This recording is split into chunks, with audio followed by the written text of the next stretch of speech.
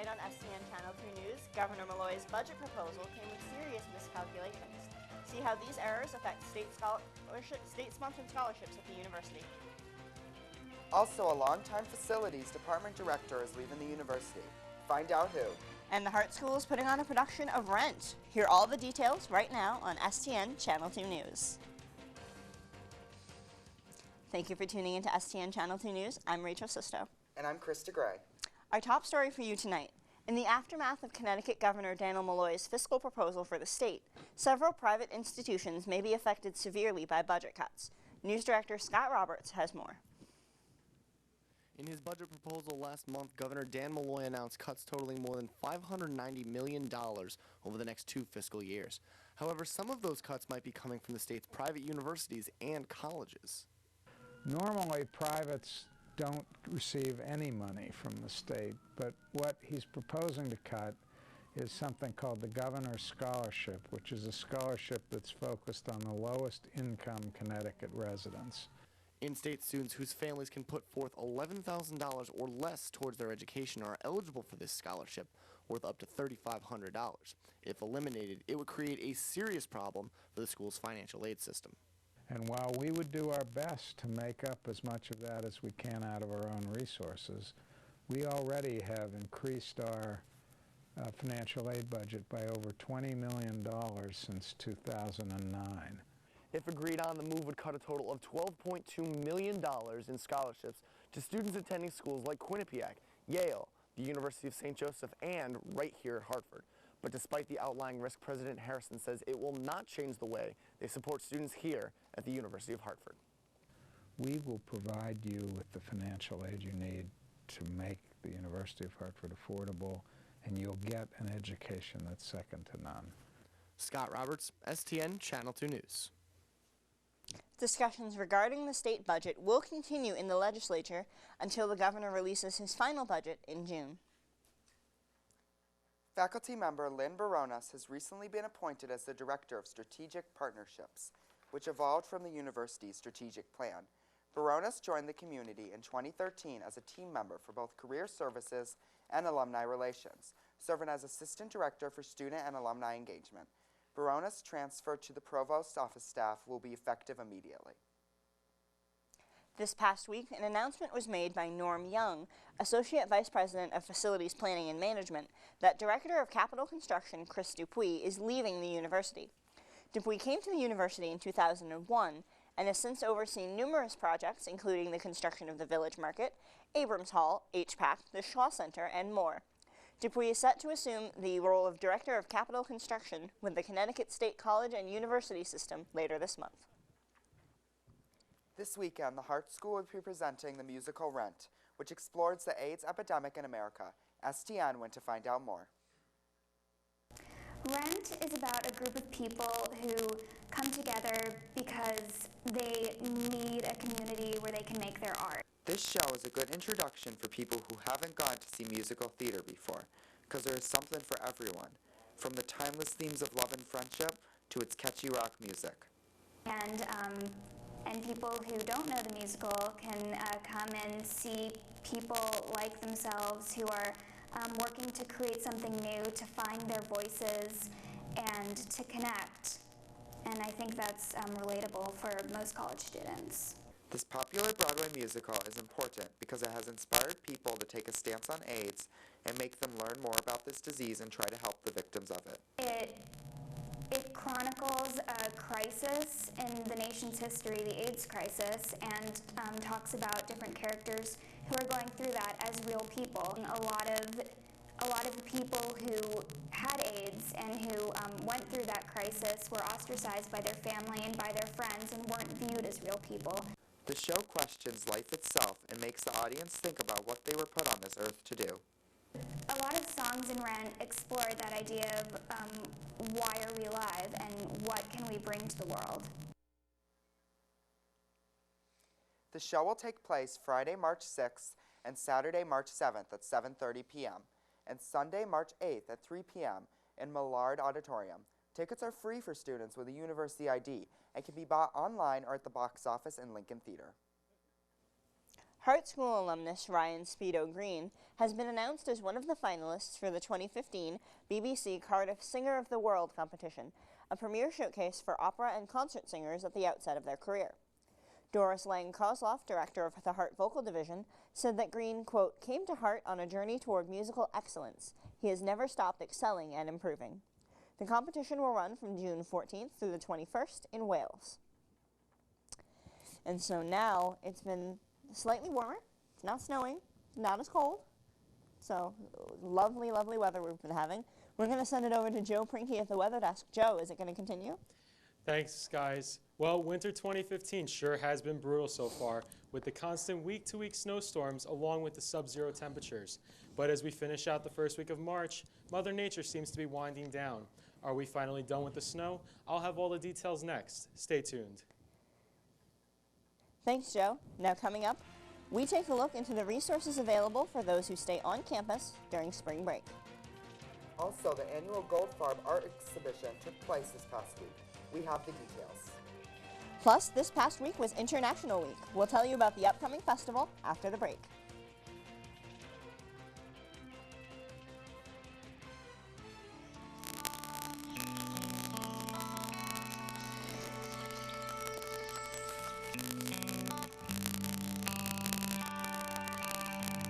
This is the moment I knew. His future had no boundaries.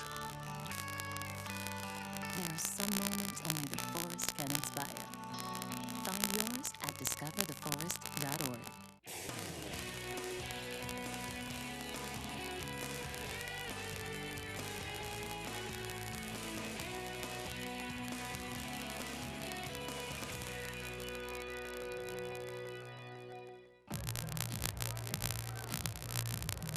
If you drive buzzed, it could cost you around $10,000.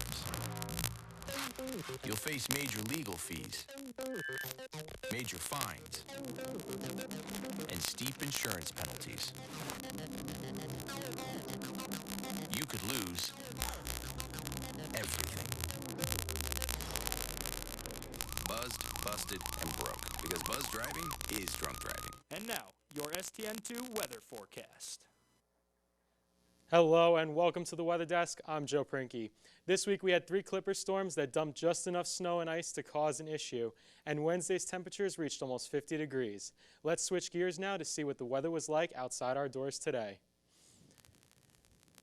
And as you can see, the snow from this past week's clipper systems mixed with the warm temperatures has caused puddles to form all over campus across the pathways, and with the sub-zero temperatures at night has caused freezing over of those puddles, so please be careful when you're walking to class and be sure to bundle up.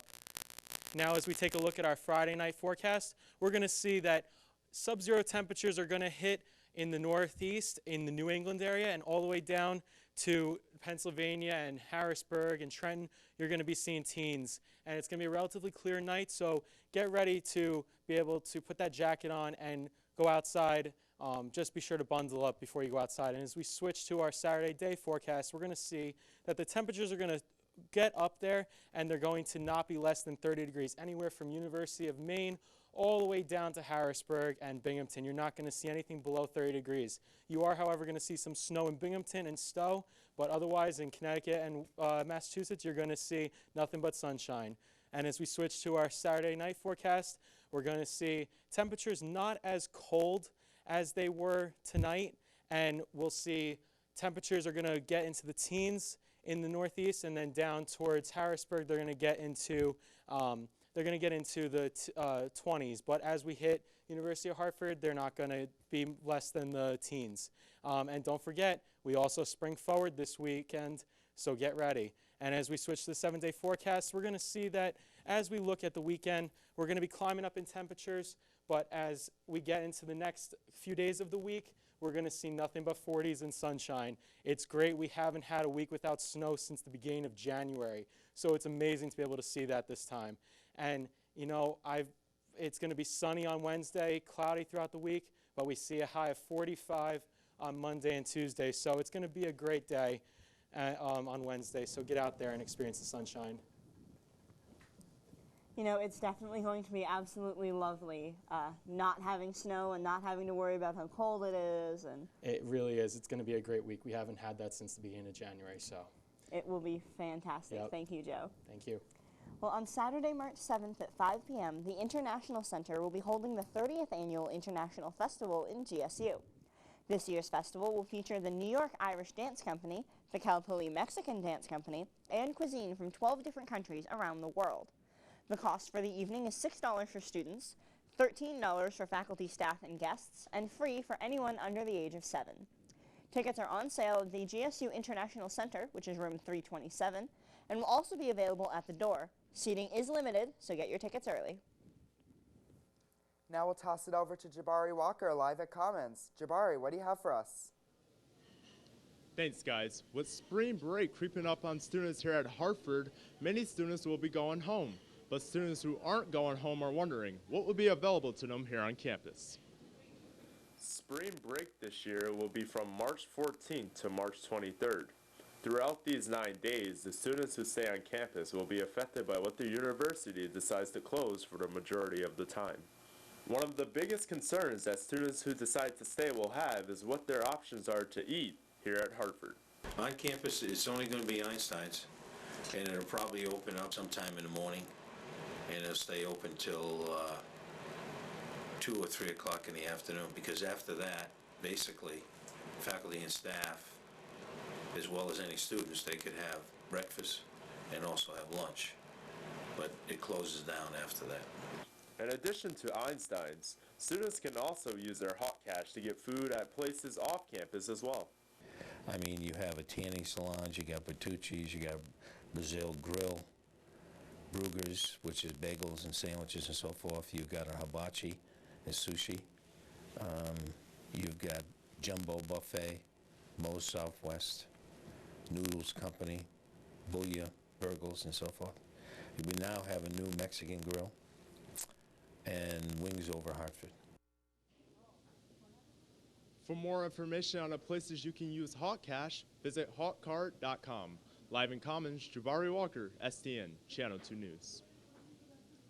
The 25th Annual Alexander A. Goldfarb Student Exhibition opened Tuesday, March 3rd. This exhibition was started by Alexander A. Goldfarb after he donated money to the school to fund this exhibition and to provide prize money to students. Students submitted 279 pieces of art for the exhibition this year, and only 69 were selected for the final exhibition. 2 from the 69 will be awarded with a prize of $1,000. STN talked with one of the students whose art piece was accepted into the gallery. Well, it's a really nice confidence boost about like what we're doing as like a major, because being in the art school is kind of like a lot of people will look at you and think it's not a really promising career, and sometimes it's not, but if you can get into shows like this, or like if you can get a good internship, it's a confidence boost that like you're doing what you love and you're good at it too. And it also looks really good on your resume because it is a professional gallery. A public art ceremony was held on Thursday to honor students whose art pieces were accepted into the art gallery. The exhibition is open at the Josseloff Gallery now until March 29th, Tuesday through Thursday 11 a.m. to 4 p.m. and Saturday and Sunday 12 to 4 p.m. Well, if you've ever been interested in the world of television, STN's a great way to check it out. Whether you're interested in producing, advertising, engineering, reporting, photography, directing, graphic design, or sports, we've got it all. Stop by our office in Jangris 120G to try it out. After the break, the Wesleyan drug overdoses prompted STN to investigate our campus drug policy. We have the details. Also, the Crown Market made a big announcement to the public. Find out what it was after this. And the Hartford baseball team released a list of team names for the public to vote on. Hear the choices and see what you think. Stay tuned to 2. Make Super Pets. Your new best friend will steal your heart, bring you happiness, and enrich your life for years to come. You can make a difference in the life of an animal. Adopt and bring home a shelter pet today. To find out more, visit theshelterpetproject.org. Every day across America, excellent Campus food is gathered by a network of good people at local food banks, giving hope to millions of children who struggle with hunger. They've earned their wings, and you can too. Together, we can solve child hunger. Support Feeding America and your local food bank at feedingamerica.org. So, I just moved in with this family, and it's embarrassing. The little one, he likes to go outside and crawl around in the giant litter box. I don't know what he's doing. I mean, I was born and I knew how to use the litter box. Look at that! That's disgusting! Oh, poop already! You're making me nervous. Oh, okay, I can't look at this anymore. I really hope he grows out of this, for his sake. You're watching STN Channel 2 News. If you have an idea for a story you would like us to investigate or an event we should cover, let us know. Send us an email to tips@stn2.tv, or you could submit a tip through text message at 860-631-STN2. Also, get all of your campus news updates by following us on Twitter at twitter.com/STN2. In the wake of the drug overdoses at Wesleyan University, STN took a look at what the drug policy is here on campus. 11 Wesleyan University students were taken to the hospital on February 22nd after consuming what was sold as Molly, a form of MDMA or ecstasy, by 4 students on campus. The incident happened during a crackdown on drugs at Wesleyan. The drug policies at most universities mirror the laws and policies of where they're located, says Director of Public Safety John Schmaltz, and the University of Hartford is no exception. No, if you have prescription drugs, you're supposed to keep the prescription drugs in the container with your name on it. If you put them in a plastic bag, you know, it's a criminal violation, and it's also a university violation, because any criminal violation is obviously a university violation. Schmaltz says students caught with narcotic drugs, or those caught selling drugs, will be arrested. But students caught using non-narcotics like marijuana will go through the student conduct violation process outlined in the Source Handbook. And once it goes through conduct, it's an educational process where they try, again, when I say drugs, the same thing applies to alcohol for underage drinkers. You know, the alcohol education classes, the drug awareness classes, and so forth. He says the university has a Good Samaritan policy, and students who are under the influence of illegal drugs will not be penalized for calling for help for others. People's personal safety comes first. I mean, any consequences afterwards, you know, again, I agree with the policy. You know, as a parent, as an administrator here, you're trying to do the right thing, you shouldn't be penalized for it. According to the Hartford Courant, a 5th Wesleyan student was arrested this morning in connection with the overdoses. Now, here on campus, Director Schmaltz asks students to look out for each other, including by calling public safety if someone is suspected of overdosing.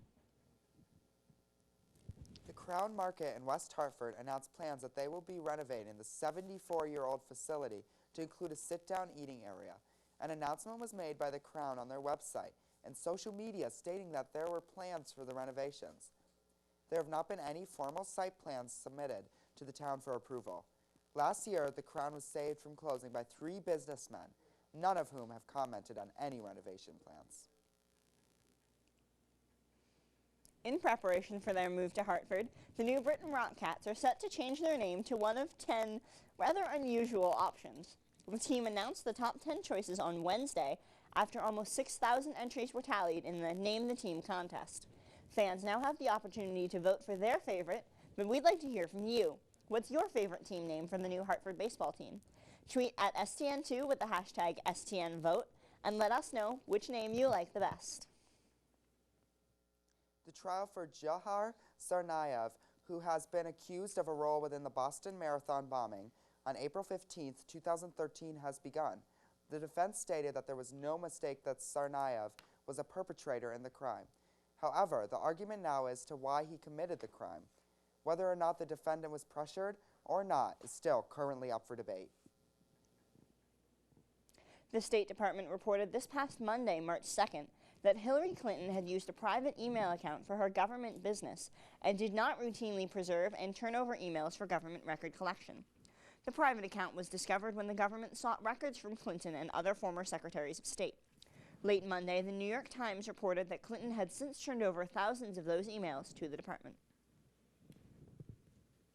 So now, these baseball team names, They're a little weird, but I will admit I already cast my vote. My vote is the Hartford Screech Owls. Brendan, what's your opinion? I mean, I like the Hedgehogs. I thought that was a pretty good name, pretty unique. Not as unique maybe as the Akron Rubber Ducks, but I think Hartford has some pretty good names to choose from.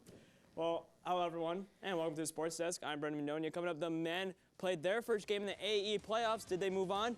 Find out. Plus, the lacrosse and baseball seasons are in full swing. We'll take a look and see how they did. So don't go anywhere because sports is next. In the small town of Elmira, New York, a boy was born into an all-American family. The odds of him achieving his dream in the fashion industry? 1 in 23 million. The odds of having a child diagnosed with autism? 1 in 88. I am Tommy Hilfiger, and my family is affected by autism. Learn more at autismspeaks.org/signs. So, I got this new family, and I don't know what it is about this one, but she can't seem to put down that toy. Oh, and she even talks to it. Who's she talking to? Her mom? She talks to her mom a lot. A runner on first base. Now the big guy comes up to bat, hitting .342 with 92 RBIs and 36 homers.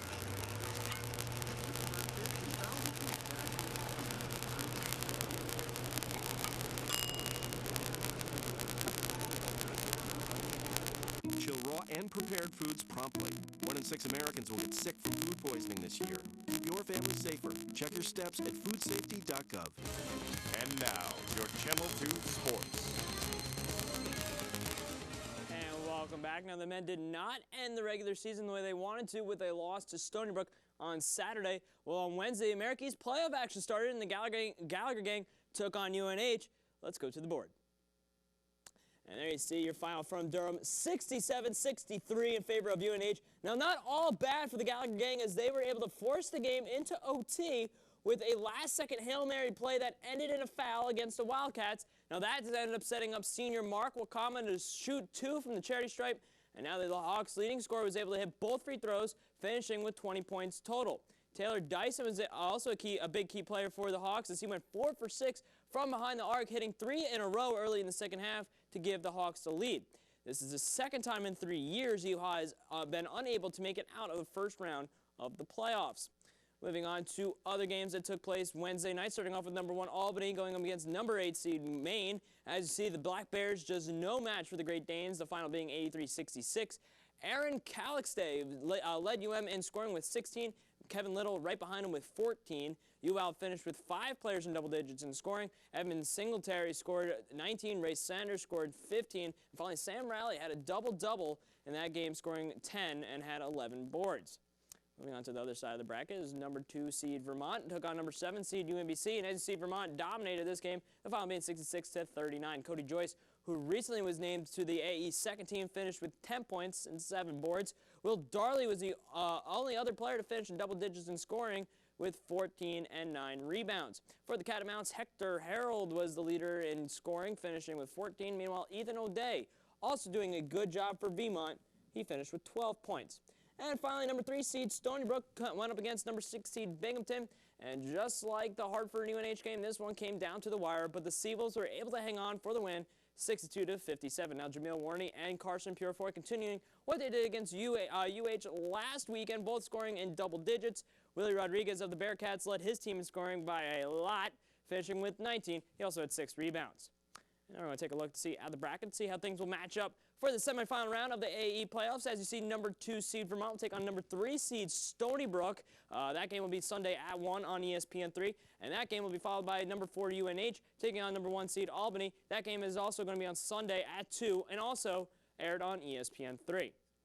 Moving on from the men to the women now, who played their last game of the 2014 regular season this past Sunday against Stony Brook. Let's go to the highlights. Of course, senior night here in West Hartford. And Katie Roth, the retired Hawk, was able to take the ceremonial tip-off, gives hugs to her teammates as she went to the bench for the final time in her career. Now we're going to start off action early in the first. Sherelle Moore driving towards the basket. Hawks were down. She makes them come back there. Later on, now final seconds in the first, Hawks up 21-19. Sherelle Moore comes down with the rebound, gives over to Deanna Meza, who drives up. Now watch this. Morgan Lum wide open for the three, knocks it down with 7 seconds left. 24-19 at the half in favor of Hartford. Now we move on. 14 minutes left in the second. SBU down by 3 until Christy Scognamiglio knocks down a 3. Game's all tied up. A little later now, Hawks, they're driving up by 5 more, puts in the layup right here. And that, well, pretty much did it. Hawks would go on there to win your final 56-49.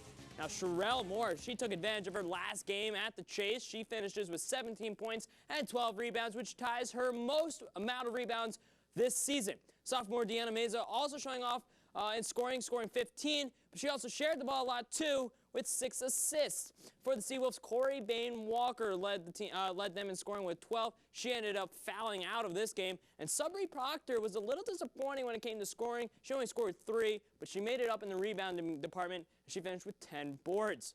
So next up, of course, the AE tournament held up in Binghamton this year. Taking a look at the bracket, as you see, Hartford will be taking on UNH. That game will be on ESPN3 on Saturday. Other matchups include Maine going up against Binghamton. Last year's champs Albany is going to take on Vermont. And the final game is Stony Brook going up against UMBC. And from the court, we're going to move out to the turf as the lacrosse season started up. This weekend was the second home game for the LAC squad. Let's go to the board. And see, the final is 17-8 at the Zook in favor of the Brown Bears. Ryan Davison, the freshman, gets his first hat trick of his career in just the third game of the season. He scored 3 goals on just 4 shots. Star Kevin O'Shea had a good game off the bench. He scored 2. He also had 2 assists. Dylan Molly of the Bears had a double hat trick, scoring 6. Meanwhile, Brendan Caputo also had a hat trick for Brown. He had 3 goals and an assist in this game. Next up for the Hawks is a trip to take on in-state rival Quinnipiac. That game is Saturday at 12. And now we move on to the Diamond, the baseball Diamond that is. The Hawks traveled out to Provo, Utah to take on BYU in a 4-game series. Game 1 was held on Thursday, and here's how this one turned out. The Hawks, well, they get shut out in this one. Your final 6-0 in favor of BYU. Nick Campado led UHA going 2 for 4, but Brigham Young dominated this one. Colton Mahoney picked up the win for the Cougars, striking out 11 and only allowed 5 hits in 7 innings. Jarrett Jarvis went 2 for 4 with a home run, 2 RBIs, and he also scored twice. And Eric Urey went 1 for 3 with a double and an RBI. So now the 3-3 Hartford Hawks will play a doubleheader against BYU on Friday and then finish a 4-game series at Utah on Saturday. And it was announced earlier this week that 2 members of the Hawks men's soccer team will train with the Jamaican Olympic team. Both Romario Jones and Andre Morrison will start preparing to play for their home country for the Olympics in Rio in 2016. Also joining these 2 is former Hawk and current Seattle Sounder Damian Lowe. The qualifiers will be held right here in the U.S. from October 1st through the 13th. Now a quick look into the NFL and the free agency rumors going on during the offseason. Will bring some good, big news, too. Starting off with the Eagles, who traded a running back LaShawn McCoy to the Buffalo Bills for linebacker Kiko Alonso. C.J. Spillers, the Bills running back, announced that he was going to go into free agency because of this trade.